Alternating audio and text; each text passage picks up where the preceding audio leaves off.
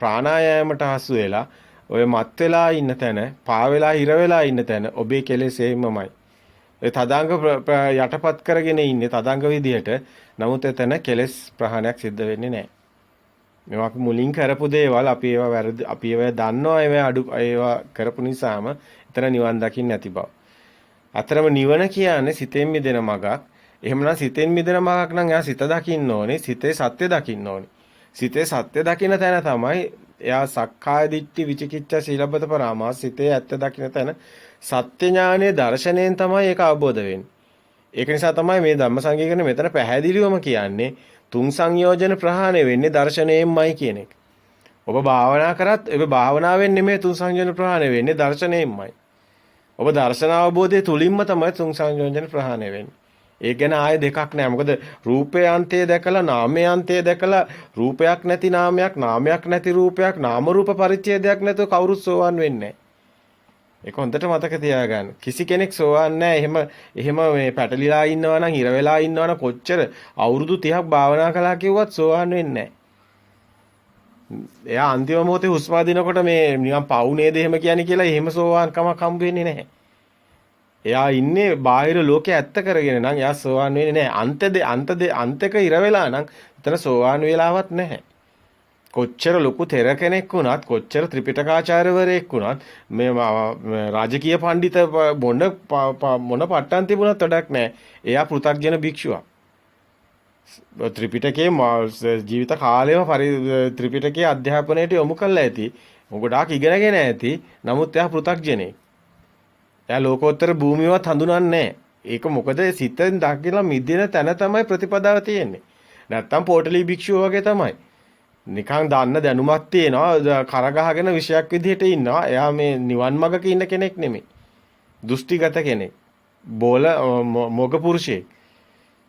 පැහැදිලිවම කියනවා කොයිතරම් උපාධි තිබුණත් PhD ගාලා තිබුණත් මොග පුරුෂයෙක්. එයා මේ නිවන් මග යන කෙනෙක් නෙමෙයි. මේ ශාසනය අගය කරන්නේ මගපලලාභීන් පමණයි. වෙන කිසිම මේ ඔය රාජකීය පඬිතකමක්වත් අගය කරන්නේ නැහැ. ඒ කිසිම දෙයක් මේ ශාසනය අගය කරන්නේ නැහැ. මේ ශාසනය අගය කරන්නේ එකම එක දෙයයි සිතේ සත්‍ය අවබෝධ කරගෙන සිතෙන් මිදුණු කෙනා. එයා තමයි සෝවන් වෙන්නේ. එයා රූපේ ඇත්ත කරගෙන නැත්නම් රූපයෙන් මිදිලා නම් ඒ රූපයෙන් මිදිලා නාමයෙන් මිදිලා නම් ඒ කෙනා සිත පනවන්න තැනක් යට හම්බ වෙන්නේ නැහැ. සිතින් මිදුණු කෙනෙක්. ඒ සිතින් මිදුණු තැන එයා ආර්ය කෙනෙක්. ආර්ය පුජ්‍යලෙක් වෙන්නේ ඒ විදිහටයි. ඒ තාක් ඒ කෙනා ඇත්තටම කියනවා නම් තිසරණේ සද්දින් කිව්වත් තිසරණේ සරණ යන්නෙත් නැහැ. ඔය මවාගත්ත එළියෙන් මැටි රූපයක මේ පිළිමයකට මේ වැන්දයි කියලා තිසරණේ සරණ යන්නේ නැහැ. බුද්ධං සරණං ධම්මං සරණං සංඝං සරණං කිව්වට ඒ තෙරුවන් සරණ යන්නෙත් නැහැ. මිත්‍යා දෘෂ්ටිකේ. ඒකට හේතුව සිත දකින්න කෙනාට විතරයි සිත තුළින් මේ නාම රූප වෙන් වෙනකොට එයාට මේ සිතේ සිතින් සිත මිදෙන තැන එයාට බුද්ධක්ෂණය හම්බ වෙනවා.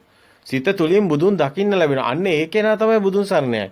ඇයි ඒ කෙනා දකිනවා මේ සිතේ මේ සිතේ බාහිර දෙයක් හම්බ වෙන්නේ නැති තැන සිතෙන් සිත මිදෙන තැන එයාට පුජ්‍යල භාවයෙන් මිදෙන තැන එයා භව නිරෝධයකට එනවා. එයා බෞද්ධයෙක් බවට පත් වෙනවා.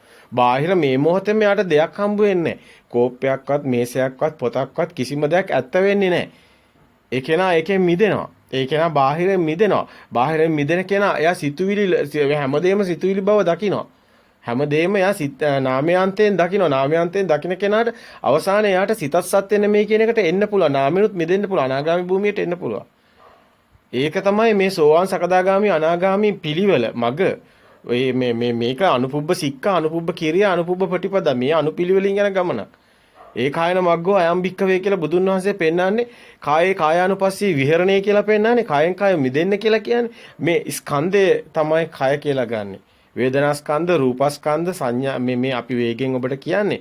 නමුත් මේක අපි ඔබට අවශ්‍ය නම් ඔබ කාරණා විමසනවා නම් අපි ඇත්තටම ඔබට පුජ්‍යලිකව ඔබට ගැළපෙන විදිහට මේ කාරණා පැහැදිලි කරන්න. එකින් එක පැහැදිලි කරලා දෙන්න.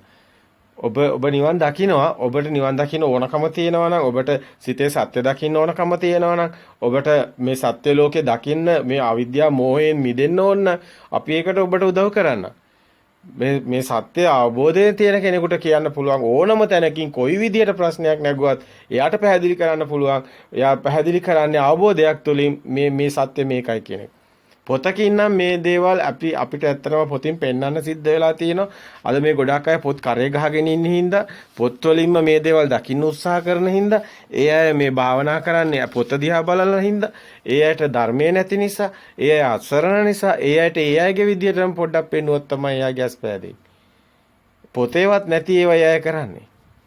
අර අල්ලට අර හෙලිකොප්ටරෙන් ගෙනත් බෑ වගේ වෙනින් රටකින් ගෙනත් බාපු භාවනාවක් කරගෙන යනවා. අපි ඒක පැහැදිලිවම කියනවා තේරවාදී ධර්මයේ තුල තේරවාදීන්ගේ තියෙන නිවන් මඟ පැහැදිලිව තියෙන එක පැත්තකට කරන්න එපා. ඒක තුල නිවන තියෙනවා. ඔබ ඔය පිට රටින් ගේන භාවනාවක්වත් ඔබ ඇයි එහෙම කරන්න අවශ්‍ය කියන එක අපි දන්නේ ඒ රැලි වලට යන්න එපා. රැලි වලින් කවුරුත් නිවන් දකින්නේ අපිට සමහරලාට හොඳටම තේරෙනවා. අපි සද්ද නැතුව නිහඬව ඉන්නවා. නමුත් අපිට හොඳටම තේරෙනවා සමහර අය මේ මහා තෙරවරු විදිහට සමහරලාට හිමීට කතා කරන්නේ. අපි ඒකට ගරු කරනවා. සමහරලාට හිමීට ඒ චර්යාවන් ඔක්කොම හික්මීමක් ඇතුව අපිට පේන සංවරයක් තියෙනවා. නමුත් තියෙන්නේ දෘෂ්ටියක් ඇතුලේ ඉන්නේ. අවාසනාවකට මෝග පුරුෂයෙක් විදිහටයි ඉන්නේ. ඒ කියන්නේ අර බාහිරින් පේන පින්තූරේ තිබ්බට නිවන් දැකලා නැහැ. ඇතුළාන්තේ කෙලෙස් ගොන්නක් තියෙන්නේ. ඒ කෙලෙස් ගොට්ටක් තියෙන්නේ. ඒ කෙලෙස් ගොට්ට එහෙම්මමයි. නමුත් පින්තූරයක් රඟපාන එකක් තමයි තියෙන්නේ නිවන් දැකලා. නිකන් රඟපෑමක් තමයි තියෙන්නේ. හිමින් ඇවිදින හිමින් කතා කරන අර නිකන් චරිතයකට පණ දෙනවා වගේ අර වේදිකා නාට්‍යයක් වගේ රඟපානවා නිකන් භික්ෂුවක් විදියට. එහෙම දෙයක් කර ඇතුලේ කෙලෙස් ගොඩ එහෙම්මමයි. අපිට හොඳටම තේරෙනවා මේ කෙලෙස් ටික එහෙම්මමයි. නමුත් මේකේනා මේ විදිහට රූපයක් බාහිරින් පෙන්නනවා විතරයි කියලා. මොකද ධර්මය ඇහුවාම ධර්මය දන්නේ. අද්දක තියාගෙන භාවනා කරන එකක් තමයි කරන්නේ. නමුත් අද්දක තියාගෙන භාවනා කරන එකක් තුළ එහෙම දර්ශනේ දැන් මේක දැන් තව කෙනෙකුට කොහොමද එහෙමනම් යා තව කෙනෙකුට ධර්මය කියන්න එපයි. කියලා දෙන්න එපයි. මේ සිතෙන් මිදෙන මගක් කියන්න එපයි. සිත මේ විදිහට සත්‍ය ධර්මයේ හෙලි කරන්න එපයි. මේකයි සත්‍ය ධර්මයේ කියලා කියන්න එපයි. එහෙම දෙයක් අවබෝධ වෙලා නැහැ. කිසිම අවබෝධයක් නැතිව එතන තියෙන්නේ මුලාවක් පමණයි. ඇත්තටම ද්වේෂකෙන් කියනවා නෙමෙයි මේ ධර්ම කාරණාව ඉස්මතු කරන්න ඕන නිසා මෙහෙම කතා කරනවා. නැත්තම් ඇත්තටම මේ හැම හිමිනමක්ම අපි ඇත්තටම මේ බොහෝම මේ කරුණාවෙන් දකිනවා. ඒ කියන්නේ ඒ අය උත්සාහවත් දෙනවා නිවන් මගට වරදුනා වෙන්න පුළුවන්. ඒවය හදා ගන්නවා කියන එක නම් අපි කියනවා. මොකද මේ මාර්ගය තුල අපිත් වැරදිලා තමයි මේවා හදාගත්තේ. ඉතින් ඒ අයටත් වරදින්න පුළුවන්. ඒ අයත් ඒවා හදා ගන්න පුළුවන්. මහා කරුණාවෙන් අපි ඒක දකිනවා. අපි හිතනවා හදා ගන්නවා කියලා. මොකද අද එහෙම අන්තක හිටියත් දෘෂ්ටියක හිටියත් හිර වෙලා ඒක යාට මිදෙන්න පුළුවන්නේ. එහෙම වර්ධිනවනේ මේ බුදුන් වහන්සේත් පස්සක තවුසන්ගේ දේවල් ඉගෙන ගත්තානේ ආලාර කාලාම ගාව ඒ දේවල් කරානේ පුහුණු වුණානේ. නමුත් පස්සේ බුදුන් වහන්සේට තේරුණානේ මේක ප්‍රත්‍යක්ෂ මේක නෙමෙයි නිවන් මඟ කියලා. මේ චතුරාර්ය සත්‍ය මෙතන කෙලෙස් එහෙමමයි මේ කෙලෙස් වලින් මිදීමක් නැහැ. දුකෙන් මිදීමක් නැහැ කියන එක තේරුණානේ. ඊට පස්සේ බුදුන් වහන්සේ තනියම මේ ගැන ඊට පස්සේනේ මෙනෙහි කරන්නේ. ඊට පස්සේනේ පටිච්චසමුපාද ධර්මයෙන්මනේ ගුරුකට සලකන්නේ. ධර්මය කියන්නේ තමන්ගේ හිත. තමන්ගේ හිතේ කෙලස් තියෙන බව කවුද දන්නේ? තමන්මයි. තමන්ගේ හිතේ කෙලස් තියෙන බව තමන්ට සාන්දිටිකයිනේ. දැන් මේ කෙලස් අඩු වෙන තැනනේ නිවන් මඟ තියෙන්න ඕනේ. නිස්සරණ මගක්නේ තියෙන්නේ. තමන් රැස් කරන මගක් වෙන්න බෑනේ. දැන් භාවනාව තුළ යා රැස් කරන මගක නිවනක් හම්බ වෙන්නේ නැහැනේ. එතකොට හැබැයි ඔබට අපි මේවා කියන ගාම තව දෙයක් කියනවා. සබ්බස සූත්‍රයේ හොඳින් මේ සූත්‍රය ඊටාම වැදගත්. සබ්බස සූත්‍රයේම ඊටාම වැදගත් දස්සනා පහතබ්බා කියලාම පටන් ගන්නෙ. ඒක හරි. එතන කාරණා හතක් පෙන්නනවා. එතනදී පෙන්නනවා දස්සනා පහතබ්බා, අදිවාසනා පහතබ්බා, සංවරා පහතබ්බා, විනෝදනා පහතබ්බා, පරිවර්ජනා පහතබ්බා. මේ පෙන්නනේ අවසානයේදී භාවනා පහතබ්බා කියලා පෙන්නනවා. ඉතින් ඇත්තටම මේ කාරණා ඊටම නිවැරදි. මොකද සබ්බ ආශ්‍රවශය සියලු ආශ්‍රවශය කරන සූත්‍රයේ සබ්බාසව සූත්‍රයේ ඒ සූත්‍රය තුල මනාකොට යමෙක් අධ්‍යයනයක් කළොත් ඔබට දැනෙයි කොහොමද මේ නිවන් මාර්ගට කටයුතු කරන්න කියන එක. ඒකදී පළවෙනි එක වෙන්නේ දර්ශනයමයි. ඒ තුලින් සෝවාන් වෙනවා. නාම රූප පරිච්ඡේදයටත් එනවා.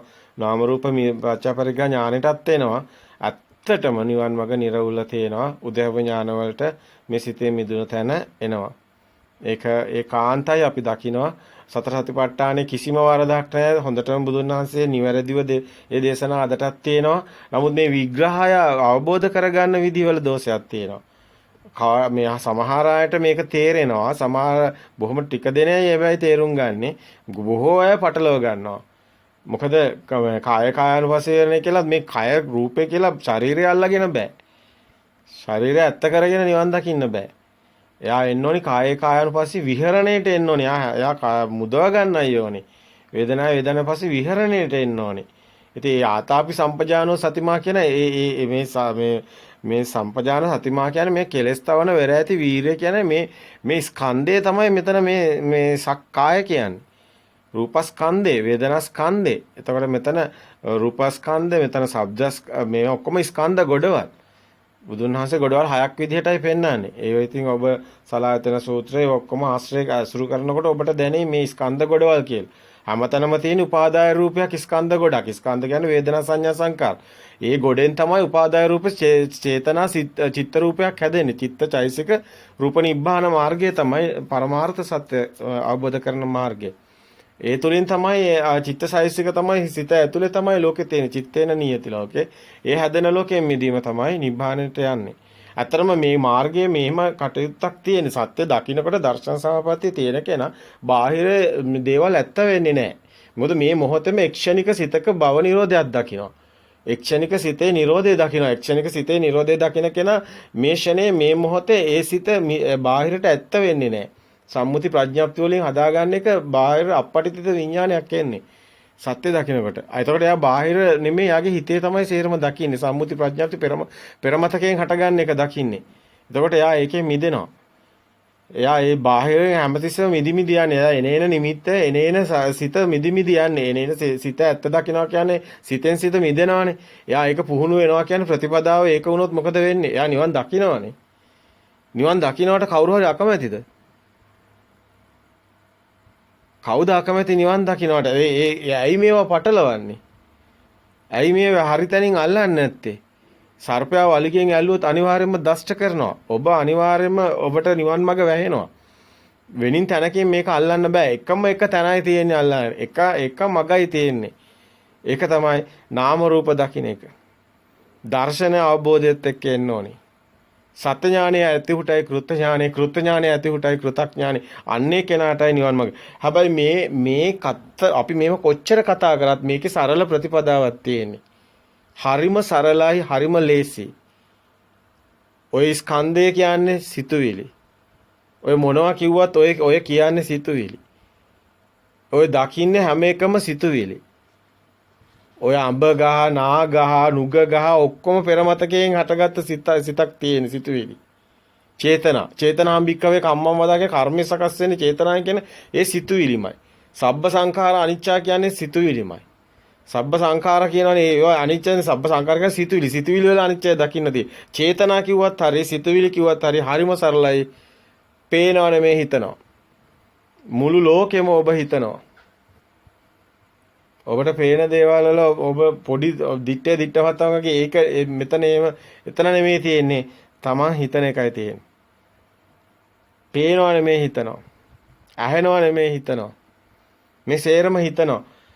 මේ හැම එකින් එක වෙන වෙනම හොඳින් අධ්‍යයනය කරන්න. අපි මේ සූත්‍ර දේශනා මේ එකින් එක සතර අතිපට්ඨානේ මේ රූපේ ශබ්දේ ගන්ධ රස මේවා වෙනම ආයතන හයම අරගෙන ඊට පස්සේ මේ වේදනාව කියන එක වෙනම අරගෙන චිත්තානුපස්සනාව මේවා එකින් එක අපි මනාකොට පැහැදිලි කරලා තියෙන දීර්ඝ පැහැදිලි කිරීම. ඒවා හොඳින් බලන්න, ඒවා හොඳින් ශ්‍රවණය කරන ඔබට එකින් එක ගාලා හොඳට දකින්න ලැබෙයි. මොකද්ද මේ වෙන්නේ කියලා. ඒ ආවෝද ඒ තුල අනිවාර්යයෙන්ම කෙනෙක් මේ නිවන් මඟ අනිවාර්යෙන් යා සෝවාන් මාර්ගයට එනවා. යමෙක් මේ ටික හරියට ශ්‍රවණය කරත් ඇති. අපි දකිනවා ශ්‍රවණය කරත් ඇති. එයාට මේක මහා පුදුම එයාට දැනේ පුදුම වාසනාවක් කල්යාණ මිත්‍රයෙක් හම්බුණා. ඇත්තටම අපිට අපේ පුජ්‍යලෙක් දකින්න එපා. අපි අපේ පණිවිඩය දීලා තියෙනවා. අතව භික්ෂුන් වහන්සේලාට අපි ගොඩක් මේ පණිවිඩය දීලා තියෙනවා. ඉතින් උන්වහන්සේලා උත්සාහ කරනවා දේශනා කරන්න. ඉතින් අපි කියන හින්දාම නෙමෙයි දැන් ගොඩාක් අය එහෙම ඉදිරිපත් කරනවා. ඉතින් අපිත් ඒකේ එක නියෝජනයක් පමණයි තියෙන්නේ. මේ මොහොතේ අපි දකිනවා මේ යුගයේ මේ රහතන් වහන්සේලා බිහි වෙන යුගයක්. අතර මගපල්ලාභීන්ගේ යුගයක් මේ අනාගතයේ බිහි වෙන්නේ. ඉතින් මේ දශක ඉස්සරහට එන දශක දෙක තුන ඊටාම වැදගත් දශක ටිකක් එන්නේ. මේ ගොඩාක් වෙලාවට ඔබට දකින්න ලැබෙයි. මේ නිවැරදිව දැන් ධර්මයේ කතා කරන අය තිස්මතු වීගෙන එනවා. ඉතින් ඒක ගොඩාක් යුග පෙරලියක පෙර නිමිත්තක් අපි දකිනවා. ඔබට නිවන් දකින්න වාසනාව තියෙනවා. අපි දකිනවා ඔබ මේ සසර දුකට වැටෙන කෙනෙක් නෙමෙයි කියන එක. අපි දකිනවා මේ ධර්මය අපි මෙච්චර ඉදිරිපත් කරන්නේ අහන්න ලැබෙන්නේ එක්කෙනා හරි භාග්‍යවන්තයෙක් කියලා. මොකද එයා සත්‍ය ධර්මයේ යාට අහන්න ලැබෙනවා. එයා බුදුන් සරණ යන හැටි අහන්න ලැබෙනවා. ධර්මයේ සරණ හැටි අහන්න ලැබෙනවා. සංඝ සරණ යන හැටි අහන්න ලැබෙනවා. එයා තෙරුවන් සරණ යනවා. එයා කිසිම කෙනෙක් වෙන සරණ යන්නේ නැහැ. එයාගේ හිත ඇතුලෙන් එයා බුදුන් දකින්න ගන්නවා. එයා මේ නාම රූප පරිච්ඡේදයට එනකොට බුද්ධක්ෂණේ දකින්නවා. බුද්ධක්ෂණේ දකින්නකොට එයා සිත තුළ බුදුන් දකින්නවා. අතර හැම දෙයක්ම තමන්ගේ සිතෙන් එන්නේ. ඒ බුද්ධක්ෂණේ අරහා එන්නේ. සිතුවිලි දෙයක් අතර මේ තියෙන හිස්තන දකින්න කෙනා මේ ශුන්‍යතාවයේ මහා ශුන්‍යතාවයේ දකින්න කෙනා බුද්ධක්ෂණේ දකින්නවමයි. ඒ බුද්ධක්ෂණේ දකින්න කෙනා බුදුන් සරණ යනවමයි. එයා ඊට පස්සේ ආයි තව කොයිවත් සරණ යන්නේ නැහැ. ඒක ඒකාන්තයි. එයා එයා දකින්න සිත තුළ තියෙන ඒ බුදුන් කියලා කෙනෙක් නෙමෙයි. තමන්ගේ හැමෝගෙම සිත තුළ බුදුන් ඉන්නවා. ජීවමානයි. ඒ බුද්ධක්ෂණේ කියන්නේ සිතුවිලි වලින් මිදුණු තැනයි තියෙන්නේ. සිතුවිලි තියෙන තාක් ඒක හම්බ වෙන්නේ නැහැ. ඒ තාක් ඒ සුද්ධාත්මේ ඒව මුකුත් හම්බ වෙන්නේ නැහැ. නමුත් ඒ සේරම හම්බ වෙනවා මේ මාර්ගය යන කෙනාට. මේ සිතේ සදා අමරණීයත්වයටපත් වෙනවා. ලෞතුරු සුවයටපත් වෙනවා. බුද්ධ ක්ෂණේ හම්බ වෙනවා. ඒ කෙනා මේ මොහොතේම භව නිරෝධයක් සිද්ධ වෙනවා. මේ ක්ෂණේම එයා හැදෙන හැම දෙයකම නිරෝධය දකින්න. එයාට මහා ශක්තියක් උපදිනවා. එයා කිසිම දෘෂ්ටියකට මායාවකට කිසිම අන්ධ භක්තියකට එහෙම කොටු වෙලා නැහැ. ප්‍රත්‍යක්ෂ වෙනවා එයාට හැමදේම. ඒ මොහොතේම ප්‍රත්‍යක්ෂ ඥානයක් එයාට ඇති වෙනවා.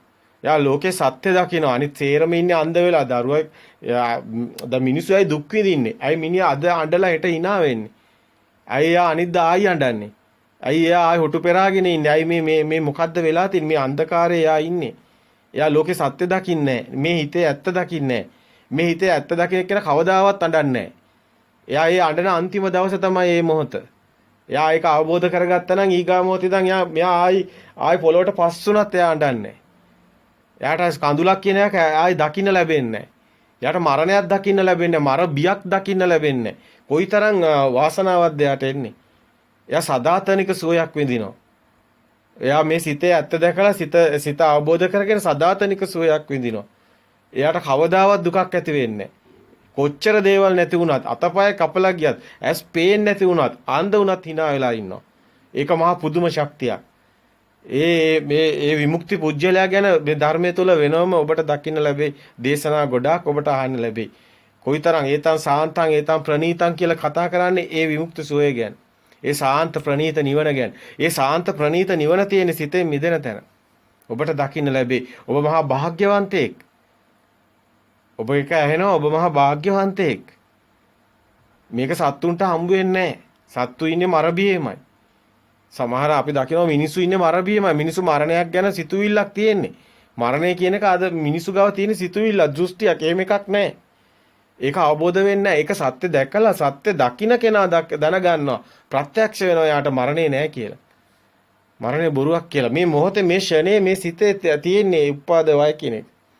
උපාදවය ධම්මිනෝ උපජ්ජිත්වා නිරුද්ධಂತಿ තේසං උපසමෝ සුඛෝ කියන්නේ ඔනේ මරණේ නැති එක. ඒ මරණේ නැති බව කියන්නේ උපජ්ජිත්වා නිරුද්ධಂತಿ මේ දැන් මේ සිතේ මේ දැන් හටගත්ත භවයේ තුල උපත මරණේ තියෙන්නේ. මේ ෂණේ මේ සිතේමයි තියෙන්නේ. ඒතකොට මේ සිතේ මේ දැන් මේක වෙනවා. හැම ෂණේම මේ හැම ෂණේකම තියෙන උපත මරණය. හැම ෂණේම හට ගැනීම නැතිවීම තියෙනවා සිතේ. එතරම්යි තියෙන්නේ මේ වෙන එකක් නෑ. දැන් ශරීරය පොළොවට පස් වෙනකොටත් ඒකමයි සිද්ධ වෙන්නේ. ඒක දැන් මේ මොහොතේ අපි සිතුවිල්ලක් කරගෙන මරණය සිතුවිල්ලක් කරගෙන මර බියක් හදාගෙන ඉන්නවා. ඒක බොරුවක්. ඒකත් අර පෙර මතකයෙන් එන අර මිනිස්සු දාපු ඩේටා වලින් එක ඩේටාවක් තමයි මරණය කියන්නේ. ඒ දත්ත වලින් මිනිස්සු විසින් දාපු සම්මුතිය ප්‍රඥප්තියේ එකක් තමයි මේ මරණය කියන්නේ සිතුවිල්ලක් පමණයි. එහෙම එකක් ලෝකේ නැහැ. ඒක අපි ඔබට හැමතිස්සෙම පෙන්වුවේ මේ ගහ පොළොවට පස් වෙන එක ඇයි මරණයක් කියන්නේ නැත්තේ කියලා. ඇයි ඒකත් එහෙමනම් පොළොවට පස් වෙනවනේ මේ ශරීර කූඩුවත් පොළොවට පස් වෙනවනේ. ඒ ශරීරයෙන් පළක් නැහැනේ මේ සිතේනේ කතාව තියෙන්නේ. ඉතින් මේ ගහ පොළොවට පස් වෙන එකෙන් වැඩක් නැහැනේ. ඒ කතාව නිකන් සබහාදාමේ කතාවක්. ශරීරය පොළොවට පස් වෙන තැන කොහොමද මරණයක් පනවන්නේ? ඒක පනවන්න බෑනේ. එහෙම දෙයක් නැහැනේ. මේ සිත ගැනනේ කතාව තියෙන්නේ. එහෙනම් සිත මේ මොහොතේ මොකද්ද? මේ මොහොතේ ඔබේ සිත දකින්න මේ මොහොතේ තියෙන එකම තමයි ඒ අවසාන මොහොතේ එකම සිත. මොහොතට අවදිය කියන්නේ මොහොතට කාලයක් නැහැ. ඒක දකින්න නම් මේ මොහොතේ මේ සිත පෙරමතකයෙන් අටගත්තේ කියන එක දකින්න ඕනේ. නුවණින් දකින්න ඕනේ. ඔබට එන ජනේල කියන නම එන්නේ පෙරමතකේ. සම්මුති වලින් එන්නේ. එහෙම දෙයක් නැහැ නැත්නම් ඒක අපි මේ ඇත්ත කියන ලෝකේ ඉන්නේ අතීතයක් තුල. අපි හැම මොහොතෙම ඉන්නේ අතීතයත් එක්ක. අපි අතීතයේ තමයි ජීවත් වෙන්නේ. ඒකයි මලුන්ගේ ලෝකේ කියන්නේ. මරිච්ච ලෝකයක. ඒකයි මේක සේරම මේ අතීතං නාත්ව ගම්මේ මේ අපිට මේ සූත්‍ර නම් අපි ගොඩාක් ඔබට දැන් දේශනා කරලා තියෙනවා. සූත්‍ර මම හිතන්නේ දැන් මෙහෙම යනකොට 100 ගණනක් එන්නේ ඔබට. දැන් මේවා ගොඩාක් අපි දේශනා කරලා තියෙනවා. තව දුරටත් මෙහෙම අපි කරන එකේ තේරුමක් එන්නේ නැහැ. අපිට ඊගාව අධියර ඔබට පෙන්වන්න පුළුවන්. අපි උත්සාහ කරන්නේ ඔබට මේ තාක් යමක් අපිට නොකියුවා නම් අන්න ඒක ඔබට මේ ප්‍රකාශ කරන්න. අපි හැම මොහොතෙම උත්සාහ කරේ මීට කලින් නොකියපු දෙයක් ඔබට මේ මොහොතේ අපි තව දෙයක් ඔබට කියන්න තියෙනවා. ඒ දේත් කියලා ඉවර කරන්න. ඒකේ අපි දකින්නේ නැහැ මේක මේ තේරුමක් නැහැ. අපි එකම දෙයක් එහෙම කියන්න උත්සාහ කරන්නේ නැහැ. අපි අතරම මේ මොහොතේ අපි ඔබට උත්සාහ කරන්නේ තෙරුවන් සරණ යන හැටි පෙන්නන්න. මේ බුදුන් සරණ සිතේ බුදුන් දකින්න ඕනේ බුද්ධක්ෂණේ දකින්න ඕනේ. ඒ කෙනා ඒක දකින්නකොට මේ මොහොතට අවදිය කියන එකට එනකොට ඒ කෙනා එතන තමයි සරණ තියෙන්නේ. ඒ කෙනාට බුදුන් සරණ තියෙනවා. ධර්මයේ සරණ තියෙනවා. ඒ කෙනා ඊට පස්සේ දකින්න මේ සිතයි දකින්නේ හැම මොහොතේම. ඔබ පේපර් එකකට උත්තර ලියනවා නම් මේ ඉගෙන ගන්න ළමයි මේ පේපර් එකේ තියෙන එක කියවවට ඒක හිතේ තමයි ප්‍රශ්නේ තියෙන්නේ ඊට පස්සේ. හිතේ තියෙන ප්‍රශ්නෙට උත්තර ලියන්නේ. හිතින් උපාදාය රූපයක් අපි අසුර ගන්න. ඒකේ ස්කන්ධානම් පාතිභාව කියන්නේ ඒකයි. ස්කන්ධයක් තමයි අපි හැමතිස්සෙම පෙර මතකයක් ඉන්නේ. අපි මේකත් හිතේ හදා ගන්නවා. හිතේ හදාගෙන අපි සිතුවිලි වල ඉන්නේ. අපි හැම එකක්ම සිතුවිලි වලින් අපි අසුරු කරන්නේ. ඒ ප්‍රශ්නේ අපි හිතන එක සමහරට ඒක අපි හිතන දේ නෙමෙයි සමහරට ඒකේ තියෙන අපි හිතන දෙයට ඒ උනට උත්තර ලියන්නේ. ඒක නිසා තමයි අපිට සමහරට වරදින්නේ. දන්නේ නැතුව නෙමෙයි වරදින්නේ. අපි ප්‍රශ්නේ හිතන දේයි වරදින්නේ. ඒක තමයි අපි හිතේ හදාගෙන අපි හිතනවා දැන් මෙයා හොඳ මිනිසෙක් කියලා. ඒ අපි හිතනවා එයාගේ දත්ත අපි දන්නේ හොඳ දත්ත ටික විතරයි. නමුත් එයාගේ නරක දත්ත අපි දන්නේ නැහැ. ඒක නිසා අපි හොඳ දත්ත ටික හදාගෙන හොඳයි කියලා හිතාගෙන හිටියට ඒකත් නෙමෙයි ඇත්ත. අපි හිතන එකයි මේ කතාවේ තේරුම. අපි හිතනවා එයා හොඳයි කියලා. එහෙම හොඳයි ලෝකේ නැහැ. හැම කෙනෙක් ගාම දෙපැත්තම තියෙනවා.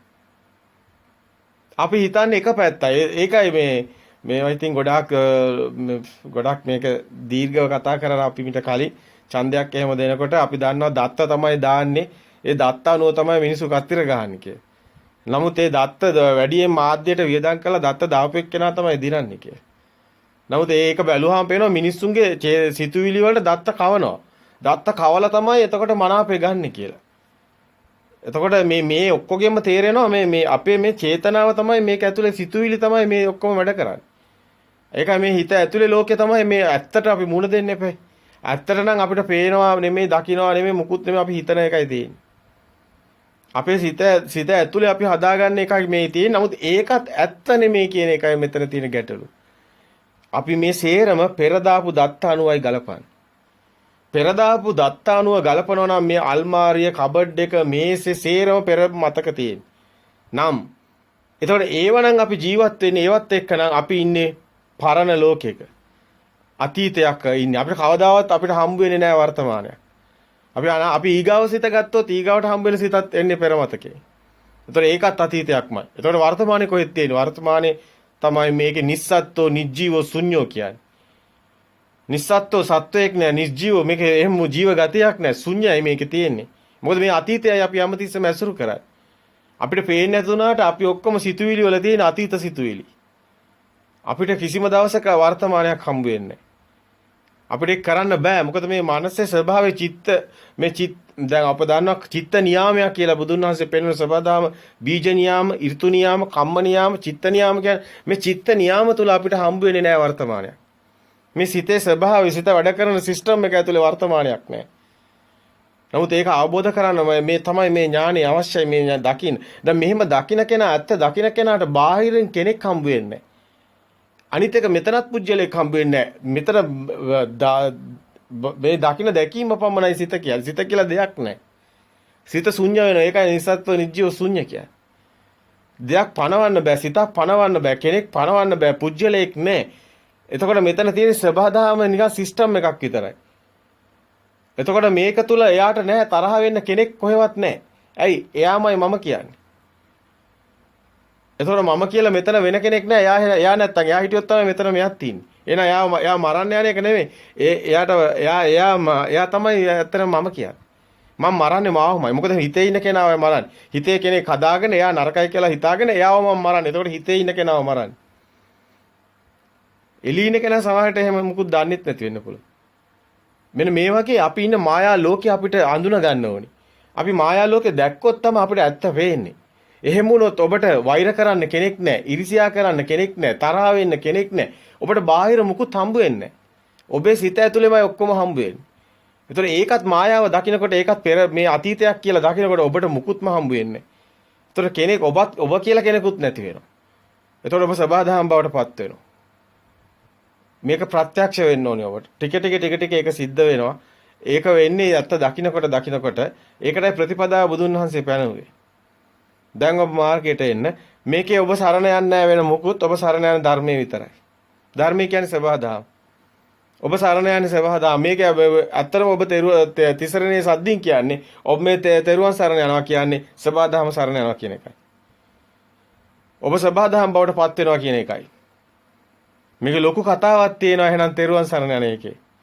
එයාට ආයේ කොහෙවත් ඉන්න දෙවි කෙනෙකුට බාරයක් වෙන්න ඒව කරන්න මේ දේවාලය යන්න බෑ. එයා බෞද්ධෙක් වෙන්නේ නැහැ. බෞද්ධයෙක් කියන්නේ මෙයාට භවයක් හම්බ වෙන්නේ නැහැ. මොකද මෙයා සබදාම් බවට පත් වෙනකොට කොහෙන්ද භවයක්? භවයක් හම්බ වෙන්නේ නැහැ. මේ මොහොතේ බෝතලයක් හරි මේසයක් හරි හම්බුණා කියන එතනමයි භවය කියන්නේ. ඒකමයි හිතේ ඇති වෙනව නැති වෙන එක. උපත මරණ එතනමයි උපාදවය ධම්මිනෝ එතනමයි තියෙන්නේ. දැන් මේක ඇත්ත දකින්න කෙනාට මුකුත් හම්බ වෙන්නේ නැහැ කියන්නේ. එතකොට එයාට මොකද වෙන්නේ? කෙනෙක් නැහැ. එයා සරණ යන්නේ බලනකොට සබදාම්මයි. ඒකයි බුදුන් මෙතන බුද්ධං සරණං ගච්ඡාමි කියනකොට ධම්මං සරණං ගච්ඡාමි කියනකොට ධර්මයේ සරණ යනවා කියන සෝ ධම්මං පස්සේ සෝමං පස්සති කියලා බුදුන් වහන්සේ කියන්නේ මහණෙනි මාව දකින්න ඕන නම් ධර්මයේ දකින්න. එච්චරයි කියන්නේ ධර්මයේ දකින්න මාව දකි කියලා කියන්නේ. මේ ගාථා නිකන් කියපුවා නෙමෙයි. මේ සූත්‍රවල මේවා නිකන් නෙමෙයි තියෙන්නේ. මේ හොඳට දකින්න. එතකොට ධර්මයේ දකින්න කෙනාට මෙතන සබහාදහම් බවට පත් වෙනවා. එතකොට එයා සරණ යන්නේ ධර්මයේ සරණ යනවා කියන්නේ බුදුන් සරණ. බුදුන් කියන්නේ ශුන්‍යතාවය. මහා ශුන්‍යතාවය. එතකොට එයා සරණ යන්නේ සත්‍ය සරණ යන්නේ. එයාට මේ ලෝකෙ ඊට වැඩි සත්‍යයක් හම්බ වෙන්නේ නැහැ කොහෙවත්. අන්න ඒ කෙනා සංඝ සරණ යනවා. ඒ කියන්නේ මේක දකින්න එකයි දැකීමයි සංඝ කියන්නේ. අන තෙරුවන් සරණ යනවා. රුවන් තුනක් මාණික්‍ය තුනක් මෙතන තියෙනවා. ඒකයි තෙරුවන් කියලා තියෙන්නේ. දැන් ඔබ තෙරුවන් සරණ යන හැටි දන්නවා. ඔබ දැන් බෞද්ධයෙක් වෙනවා. බෞද්ධයා කවදාවත් භවය පතන්නේ නැති බව. භව නිරෝධය තුලයි බෞද්ධයයි. මේ මොහොතේ ඇත්ත දැකලා මේ මොහොතේ සිතින් මිදුණු කෙනා බෞද්ධයා. බෞද්ධයෙක් වෙන්නේ එහෙමයි. නැතුව මේ මැටි රූපයක බෞද්ධයෙක් නෑ. එහෙම බුදුන් සරණ එහෙම ගාතාවක් කිව්වා කියලා බෞද්ධයෙක් වෙන්නේ නෑ. ඒකයි මේකේ තෙලින් මාලින් මාපු දන්නෝ නොයිති ප්‍රතිපත්තියේ මාපු දන්නෝ වෙති කියලා බුදුන් වහන්සේ දේශනා කරා. ප්‍රතිපත්තියේ මාපු දන්නෝ කියන්නේ සත්‍ය දකින්න ප්‍රතිපත්තියට එන්න ඕන. එතනයි බෞද්ධකම තියෙන්නේ. සබෑ බෞද්ධයා මහා ශ්‍රේෂ්ඨයි. ඇයි? එතන කෙනෙක් නැහැ. මේ ලෝකේ සදා අමරණීයත්වයට පත් වෙන ඒ මහා ශ්‍රේෂ්ඨත්වයට පත් වෙන්නේ මේ ලෝතුරු සෝයටපත් වෙන්නේ ආර්යවරුන් පමණයි. ආර්ය කියන්නේ පුජ්‍යලයක් නෙමෙයි. පුජ්‍යලභාවයෙන් මිදුණා කියන එකයි. එයා තමයි මහා මෛත්‍රියට එන්නේ. ඒකයි කියන්නේ මෛත්‍රී බුදුන් දැක නිවන් දකින්නවා කියලා. නැතු මේ කොහෙවත් තියෙන වෙනින් ආයි උපදින මෛත්‍රී බුදුහාමුදුර කෙනෙක් ගැන නෙමෙයි මේ කියන්නේ. මේ කියන්නේ මේ මොහොතේ මේ සිතේ සත්‍ය දකින්න තැන මෛත්‍රී බුදුන් දැක නිවන් දකින්නේ. මේ කතාව අතිශයින් ගැඹුරුයි. අපිට ඔබට මීට කලින් අපි ප්‍රකාශ කරා ඔබ ආර්ය භූමියට කරපු දේශනාවේ පළවෙනි දේශනේ තමයි මහා ගහම්බීර දේශනයක්. ඒක සමාජ සම්මුති සියල්ල බිඳ වැටෙනවා. ඒ දේශනේ යමෙක් ඇහුවොත්. ඉතින් මේ දේශනේ එන්නේ ඇත්තටම මෛත්‍රී බුදුන් දැකයි මේ මොහොතෙත් නිවන් දකින්න. අපි පෙන්නවා ඔබට මේ බුදුන් උපදින හැටි සිතේ දිගින් දිගට ආර්ය භූමියට කරපු දේශනාව. ඔබ ඒව නැවත නැවත අහන්න. හැබැයි මේ සියල්ලම මුල ඉඳන් තමයි ඔබට මේ ලියාගෙන එන ගමනක් මේ තියෙන්නේ. මේ දේශනා මාලාවේ ඔබට සියල්ල ලිහිලා යනවා අවසානයේ මේ ටිකට එනකොට. අපි තවත් යමක් ඉදිරිපත් කරන්න ඔබට තියෙනවා නම් අපි ඒ දේත් ඉදිරිපත් කරනවා. දැනට අපි ඉදිරිපත් කරලා තියෙන ඒවා දිහා බලනකොට විශාල ප්‍රමාණයක් මේ සත්‍ය හෙළිදරව් වෙලා තියෙනවා. ඉතින් මහා යුග පෙරලියක පෙර නිමිත්තක් වෙනවා මේක. මේ කවුරුන් හෝ අපි දන්නවා මේක දැනටත් මේක සර්ච් කරනවා මේක අහනවා. අපි දන්නවා මේ එක්කෙනෙක් ඇහුවොත් තව 10 දෙනෙක් ඒ හරහා යනවා කියලා. මේ පණිවිඩය යනවා කියලා අපි දන්නවා. අපි දන්නවා මේක පොත්වලින් හොයන්න බැරි බව. අපි දන්නවා මේක ප්‍රත්‍යක්ෂ කරගෙන කවුරු හරි කෙනෙක් දේශනා කරලා යුතුයමයි කියලා.